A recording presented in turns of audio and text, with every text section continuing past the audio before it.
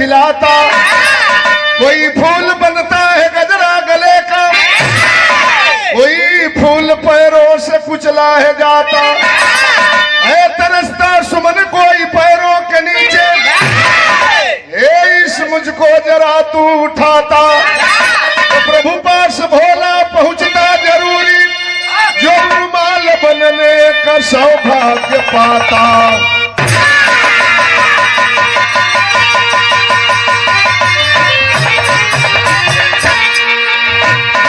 विराम एक बड़ी पुरान ई गजल के तर्जमा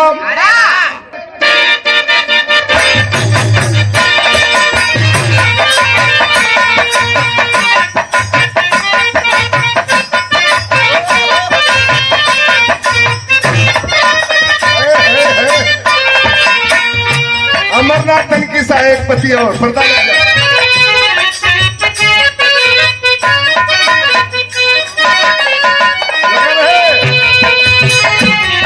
तेरी राधा नजर मिल गई तो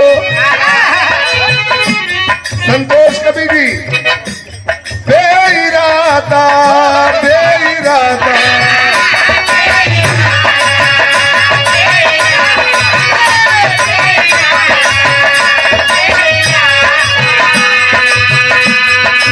राधा नजर मिल गई तो मुझसे दिल मेरा वो हाल कैसे, राधा नजर मिल गई तो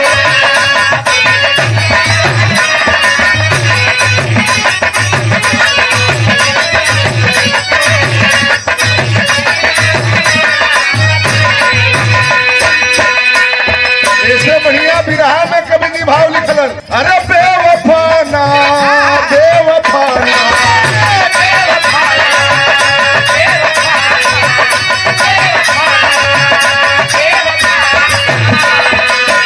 अरे बेवफाना वफादार होता, बेवफाना वफादार होता,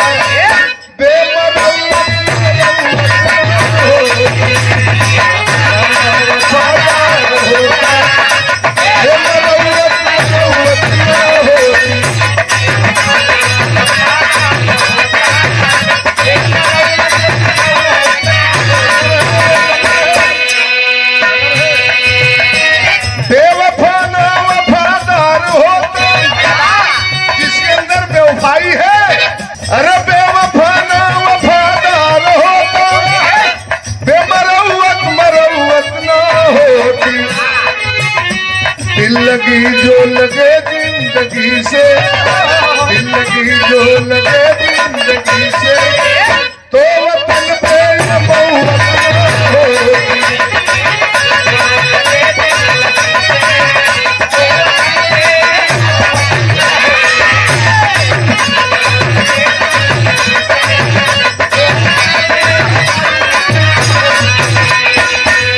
यहीं से कहानी की शुरुआत करने जा रहा हूं। आज से 8000 बरस पहले की यह कहानी है। ये धरती पर कोनो जाति ना रहल, समाज 4 वर्णों में बटा था, ब्राह्मण क्षत्रिय वैश्य शूद्र। हमनी के बिरहा गावे वाला बिरहा सुनने वाला ये सब लोग शूद्र में आवत रहल। उसी समय आज से 8000 बरस पहले एक बहुत बड़ा बहादुर पैदा हुआ हमारे आपके समाज में। उसी की मैं कहानी सुनाने जा रहा हूं। शेर में भाव है,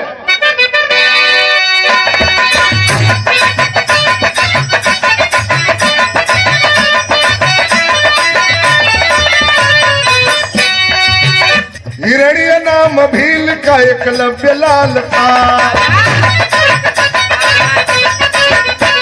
बच्चे का बाल का नहीं तो बेमिसाल था, अरे सिखाता बालपन में वह तीर चलाना, अरे खाली न जाए वार जो लगा दे निशाना, जाऊंगा द्रोण पास वह मन में बिचारा, जाऊंगा द्रोण पास वह मन में बिचारा, जग माता पिता से यही मैं ऊंचा।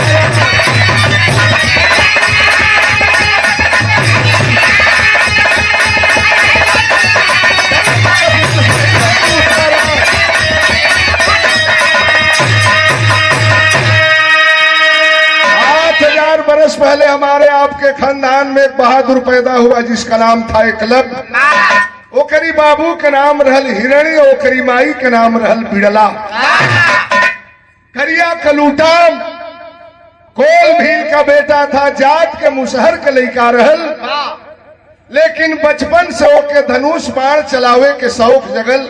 अच्छा, शौक भी अलग अलग बा, केहू के पहलवानी के शौक, केहू के गावे के, केहू के चोरी के, केहू के राजनीति के, केहू के पहलवानी के, धनुष बाण चलावे के शौक जगल।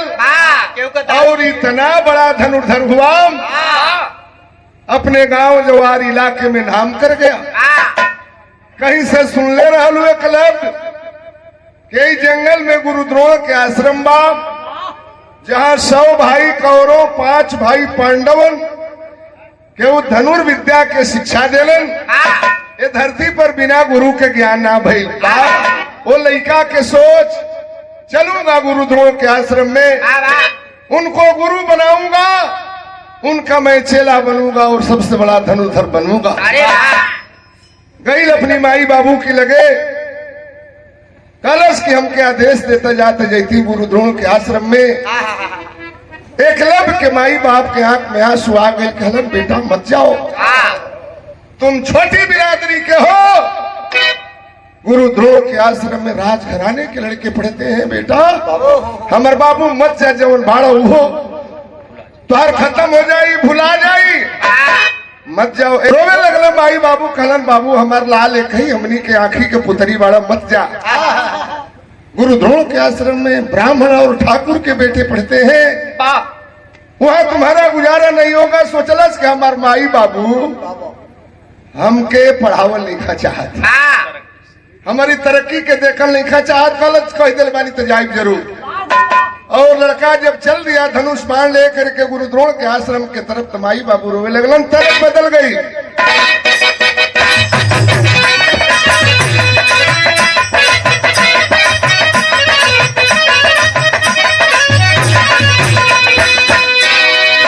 कई जिला से गीत चलले, गीत के बनारस जिला के मेहरारू गावेली, अरे अपने बलमुआ के चोरी, बलमुआ के चोरी, गोली मांगे घून घुनवा।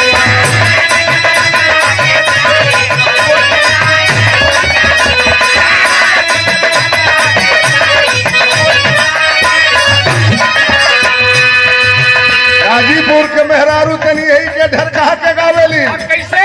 अरे गंगा जी के तनो नहैबा,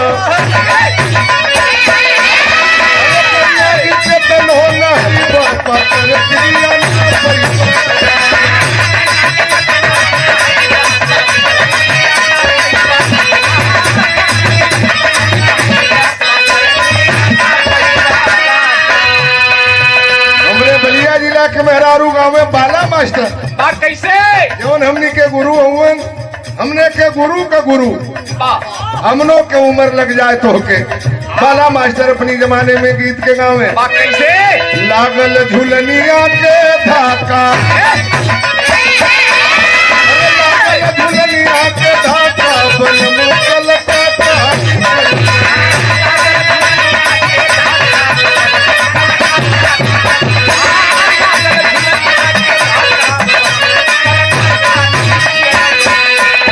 माई बाबू रोवे लगलन, मर जा बेटा, अरे बोल पड़े बाबू माई, अरे बोल पड़े बाबू माई, तू जैसा ठगाई।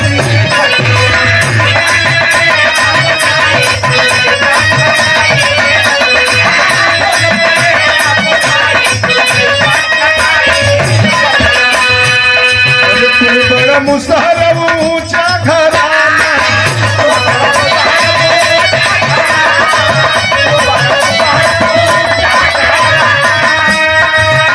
मन बेटा न हरकत में आना,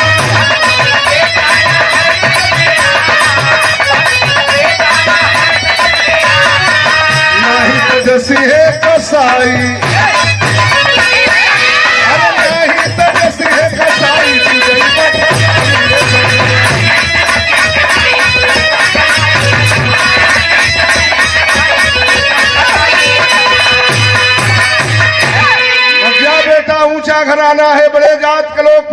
गुरुद्रोह के आश्रम में ठग लिए जाओगे बेटा, हमार बाबू मत जा।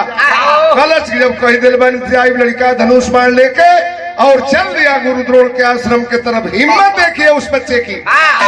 अरे दिलासा दिल की दिल में रह गई, दिलासा दिल की दिल में रह गई, सागर शिथिल पहाड़ों पर में भरा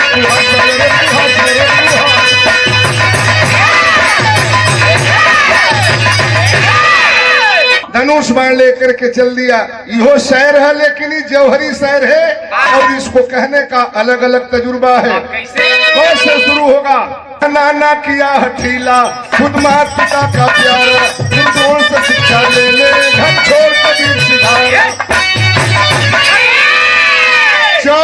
चट पहुंच गया जंगल में, छत्रधारी छत्र बिठाए, जो कि सब साथ रहे थे, छुपका निशान जल जाए।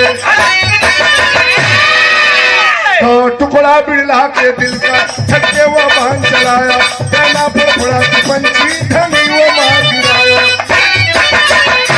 तुम कौन कहाँ से आए, ये पूछ रहे सब बच्चे, ये भी जवाब सब उनका।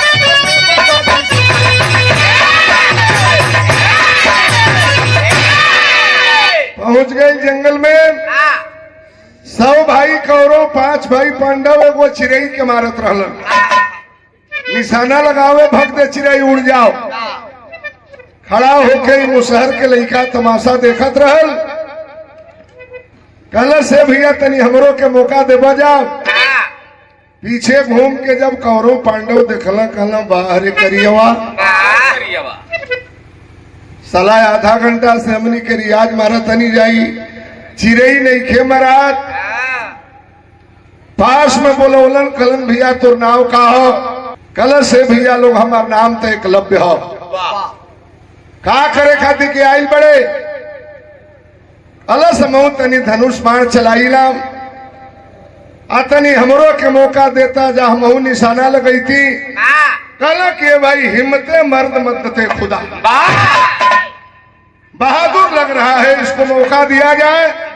कहला सही से ना, ए चिड़ई के उड़ावा जा। तब हम निशाना लगाई, कौरव पांडव चिड़ई के ऊपर उड़ौलन, तरकस से खींच के बाण चला के मरलस। वो चिड़ई के पेट में तीर लगल, वो चिड़ई नीचे गिर गई थी। कलन बाहर बहादुर, क्या नाम है तुम्हारा? कल सरकार हमारा नाम एकलव्य है। तुम्हारे माँ बाप का नाम क्या है? तुम्हारा घर कहाँ है? बड़ी शालीनता से कौरवों पांडवों से वो लड़का अपना परिचय बता रहा है। आप बिना धून के ही भाव बा स्वर दे दा।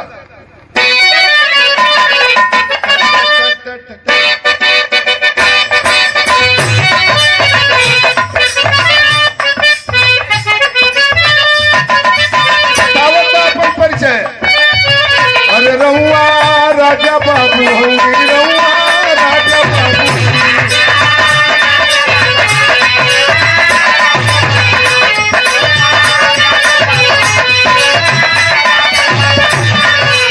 अरे हम बनवासी को ढील का बेटुआ, रहुआ राजा बाबू होंगे, राजा बाबू होंगे।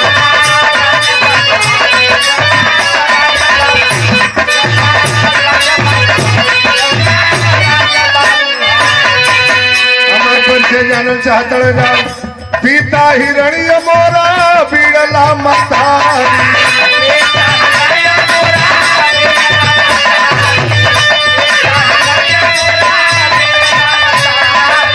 सिख गुरुद्रोह से हम बनबे धनु आधार।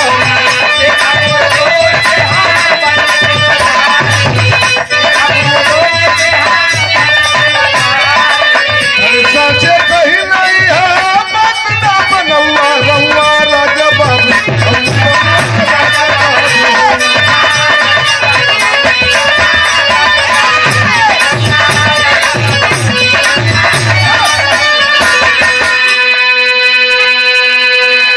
कलश हमरी बाबू का नाम हिरणी है, हमरी माई का नाम बिड़ला है। तो घर कहाँ है?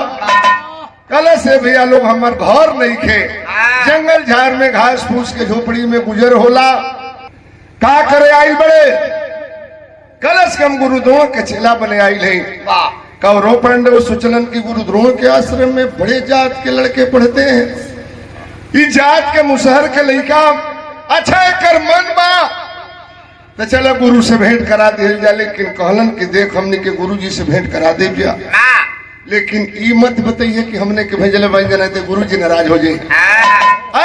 अरे पहुंचा द्रोण के आश्रम के सामने धनुष बाण लेकर के वह मुसहर का बेटा गुरु द्रोण कुटिया पर बैठे रहलन। गईल जाके साष्टांग सूत के दोनों हाथ अपन वही गुरु द्रोण के पैर पर रखलस। गुरु द्रोण के आंख फूलल, कलन उठ के बैठ जाओ, क्या नाम है तुम्हारा? डराते डरात कलश के गुरु जी हमारा नाम एकलव्य हो। क्या करने आए हो? कलश हम गुरु द्रोण के चेला बने खातिर के आइल बनी। किस जात के हो? टूट गया वह एकलव्य। शिक्षा में भी जात पूछी जा रही है। कलश कहा गुरु जी अब स्कूल में जातियों पूछ के पढ़ाई हुई। गुरु द्रोण ने कहा खबरदार जबान लड़ा रहे हो, बोलो किस जात के हो? कहा कि गुरु जी हम तो मुसहर के लड़का ही न आओ देखा न ताओ। वह गुरु खींच करके तमाचा मारा उस एकलव्य के गाल पर, लाल हो गया गाल। कहा हरामजादे तुम्हें पता नहीं कि गुरु द्रोण के आश्रम में बड़े जात के लड़के पढ़ते हैं? कैसे तुम्हारी हिम्मत हो गई? बुलाया कौरवों पांडवों को गुरु द्रोण, कहा कि इसके ऊपर इतना लाठी डंडा बरसाओ इस हरामजादे मुसहर को था जिंदगी याद रहे कि फिर से गुरु द्रोण के आश्रम में आने की हिम्मत न जुटा पाऊं। गुरु द्रोण के आश्रम में भर नुनिया चमार कोयरी कुशवाहा बीन मला अहिर गणेश पढ़े लगे तो बड़े जात के लोगों का क्या होगा? मारो इस साले को। लाठी डंडा से मारे लगलन और क्लब के मारत मारत शरीर के लहू लुहान कह दिलन। रोने लागल वही जंगल में। हमर माई बाबू मना करत रहलन कि बेटा मत जाना, ऊंचे घराने के लड़के पढ़ते हैं। माईओ बाबू के बात ना मनली। अगर माई बाबू के बात मान गई रही थी तो हमार नौबत ना न हुई। कल सब घरों न जाई, बिरखा लगल लड़का के। कल सब घर भी नहीं जाऊंगा। कल जा गुरु द्रोण, आपने तो हमें चेला नहीं बनाया, लेकिन आज से मैं आपको अपना गुरु मानता हूँ। पहुंच गई लड़का वही जंगल में धनुष बाण लेके, भाव कभी न लिखा है। पहुंच गया जंगल में, बाल घर भी अपना छोड़ा। अरे गुरु द्रोण के मूर्ति रच के दोनों कर को जोड़ा। दिलासा दिल की दिल में रह गई, सर को लगा साधना करके खूब तमाशा रे तमाशा रे तमाशा। अलस हमके चेला ना बनोले, लेकिन तो के गुरु मानता नहीं।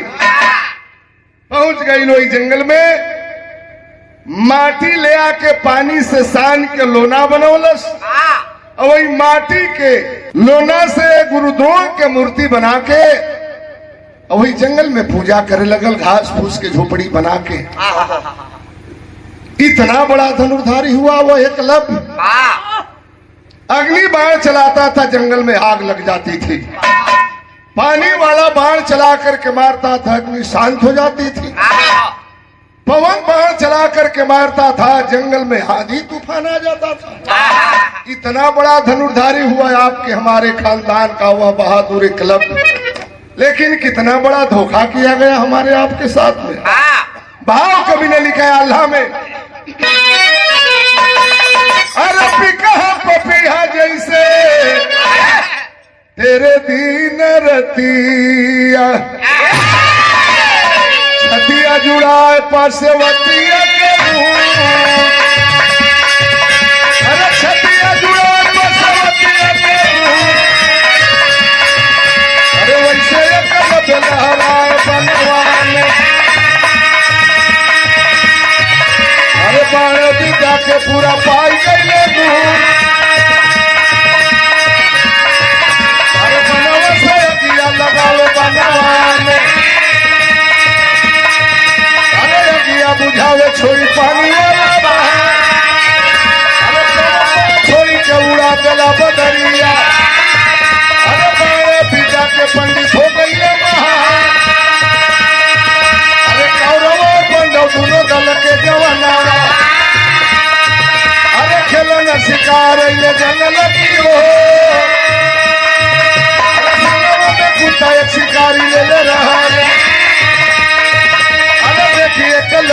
मचाव लगे सो अरे मुहवा में बड़े कलब्य भरी दिहले देखी कौरव पांडव सब भैले लगे सो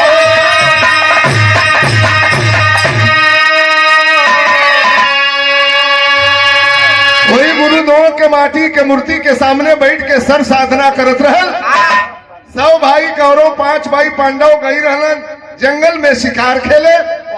संगवा में वो कुत्ता ले रहल कुकुर वो भोके लागल एकलब के देख के सला कुकुरों के ना बुझाइल कि आदमी है कि भालू बानर इतना करिया रहल भूखे लागल। सोचले से क्लब की हमारी साधना में ही बिघिन डालो था कुत्ता खींच करके बाण चला करके कुत्ते के मुंह में मारा। कुकुर के मुंह बाण से भर गई और कमाल तो ये हुआ कि कुत्ते का मुंह बाणों से भर गया अब कुकुर के मुंह में तनिको खरोंच तक ना आई।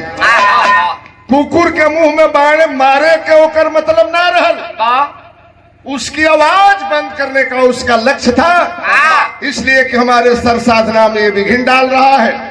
कुत्ते की आवाज को बंद कर दिया। कौरव पांडव गईला कहला भैया तोर नाव कहा कल सरे ओई दिनवा डंटा लाठी से मार के खेत दिहला जा 50 बेर पूछबा जा हमार नाव हमरे नाव एकलव्य हो। तुम्हारे गुरु का नाम क्या है किस गुरु के चेले हो कल समरी गुरु के नाम द्रोण हो। कौरव पांडव सुनला कहला बाहरे गुरु द्रोण इतना बड़ हमने की संगे धोखा कहले रहला कि महाभारत में अर्जुन को सबसे बड़ा धनुर्धारी बनाऊंगा चोरी चोरी एगो मुसहर के लड़का कितना बड़ा धनुर्धर बना दिला। गईला गुरुद्रोण के आश्रम पर कहलन का गुरुजी अब ये कुल होई कहला रे बात तो बताओ। कहला का बात बताओ जाए कुकुरा के देखा वही जंगलवा में वो करिया कलूटा बा एकरी मुंह में बाण भर दिले बा आ कहता कि हम गुरुद्रोण का चेला है। अरे है रे गुरुद्रोण ने सुना कि मेरा चेला जिसको जिंदगी में मैं चेला भी नहीं बनाया और हमको अपना गुरु मानता है वो भी जात के मुसहर का लड़का है न रही बांस न बजी बांसुरी। चल दिया गुरुद्रोण एकलव्य के झोपड़ी के सामने सर साधना करत रहल मूर्ति के सामने बैठ के देखलस कि गुरुद्रोण आ गईलन बा बुझाता कि अब हमके चेला बना ले गुरुजी। जैसे गैया के देख के बछरू दौड़ेलाम दौड़ के जाके गोड़ पर गिर गई। कलश बाहर गुरुजी गुरु ने कहा तुम्हारा नाम क्या है कितना कष्ट हो रहा होगा उस लड़के को का मारता नाम एकलव्य है गुरुजी। तुम्हारे गुरु का नाम क्या है कलश अरे हमारे गुरु साक्षात सामने खड़ा हुआ। अच्छा तू मेरा चेला है हमें कुछ गुरु दक्षिणा नहीं दोगे कला सारे गुरुजी कहम आप खातिर के जान दे दें लो ये हमनी में कमी बा। गुरु ससुर चेला बनावे के तैयार नहीं खे चेला कहता कि कह तोरा खातिर के जान दे दें। भोला कभी जियत रहला राजभर सम्मेलन होत रहल सुखदेव राजभर आई रहलन भोला कवि के लोग खड़ा करा दिला कि राजभर के सम्मेलन हो यानी भोला कवि कुछ बोलस तो भोला कवि एगो मुक्तक पढ़लन कि काहे हम पछुआइल बानी काहे हम पछुआइल बानी भर बिरादरी पर कहलो कि काहे हम पछुआइल बानी पढ़ल छोड़ मछरी मारे में तनिको ना सकुचाइल बानी यही से पछुआइल बानी रहली वीर पुरुष राजा हम वो इतिहास भुलाइल बनी यही से पछुआइल बनी। गुरुद्रोण चेला बनावे के तैयार नहीं थे बारे हमनी के 85% के लोग हमनी के कहतन जे कि कहत रखा दी हम जान दे दें ई कहल कौन जरूरी बा।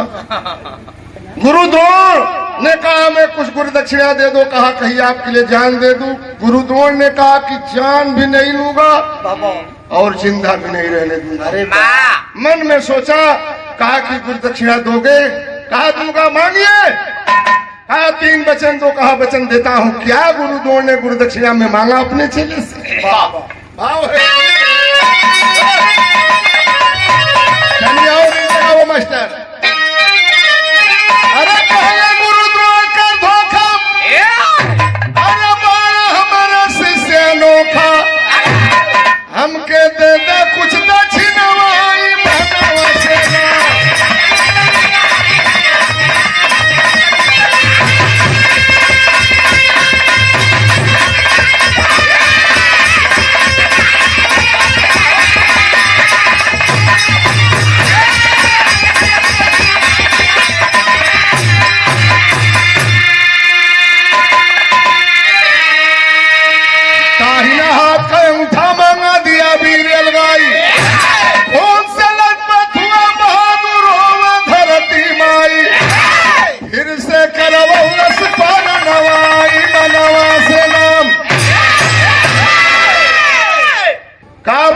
दाहिने हाथ का अंगूठा दे दो। न दहिना हाथ के अंगूठा रही नहीं धनुष बाण चलाई। आए मेरे विरहा सुनने वाले साथियों, अब्बे नाम 8000 वर्ष पहले सतयुग, त्रेता, द्वापर, कलयुग, हमको आपको कितना छला गया है, कब आप समझेंगे। सोचा गुरु द्रोण, मांग लो इसका दाहिने हाथ का अंगूठा, ना अंगूठा रही न बाण चलाई। कहा दाहिने हाथ का अंगूठा दे दो। बाहर हमनी के न आओ देखा न ताओ, लड़का अपने दाहिने हाथ का अंगूठा काट करके दे दिया अपने गुरु। क्या पाया रे दुष्ट गुरु। अच्छा हम कुशल चाहते नहीं, आप लोगों से पढ़े लिखे विद्वान लोग बैठे काहे दहिने हाथ का अंगूठा मंगला, करीब बयो हाथ में अंगूठा रहलो के ना मांग सकत रहलो। दहिना पैर में अंगूठा रहलो के मंगले रही त दे दिल रही, बाया पैर में अंगूठा रहलो के मंगले रही त दे दिल रही, ओकर जंघियो मंगले रही त दे दिल रही, ओकरी अगवा लटकर है वहू के मंगले रही त दे दिल रही। काहे उना लेबो बेईमान भ्रष्ट गुरु, अंगूठा कटवाते हो गरीब आदमी का। खुलासा हम बता देते नहीं, अगर हमारी नियत चला रही आया अंगूठा मंगले रहता तो कहले रहती कि पहले है तीनों के ले ले करी बाद अंगूठा ले। नीच कमीना गुरु, हमारा अंगूठा कटवाते हो। ये हमनी के तनी पहले ना बुझाइल, हमनी के बिरहा गागा समझावत गंजा के अब से समझ ला जा। इतना ले तो चलाओ रहल, कहा कि एक और गुरु दक्षिणा दे दो। कल सारे अंगूठावा तो ले ये लिहला, अब केवन बाकी बा के बोला दे दे। एकलव्य से दूसरा वचन गुरु द्रोण लिया करवाई, किसी तरफ से मत जाना जब लड़ी है भाई भाई, सूखल बाहर अर्चा मनवाई।